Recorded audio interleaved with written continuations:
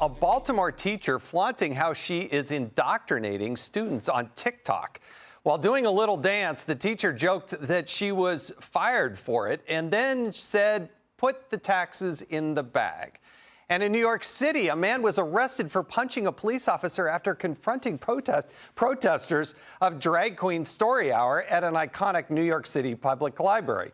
Meanwhile, conservative faith-based kids' book like Kirk Cameron, As You Grow, are being denied the same story hour slots at public libraries across the nation. I'm not only concerned about the double standard, but we're talking about kids that are this event was ages 3 to 9 years old, and they're talking about these drag queens. It's just so much, Jackie, and parents.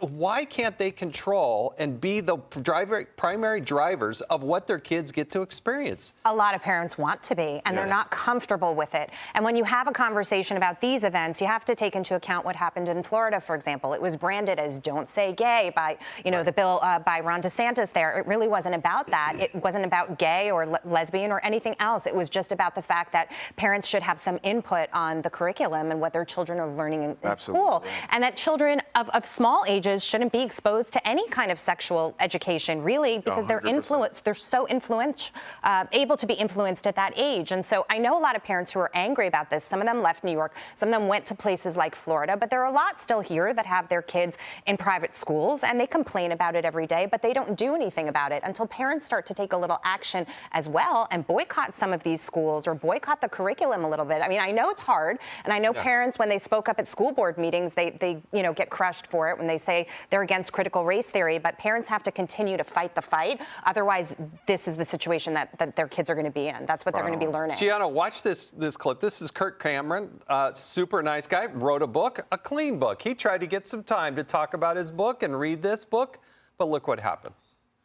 One public library said, no, you cannot read your book at our library because we are a queer-friendly library and our messaging doesn't align.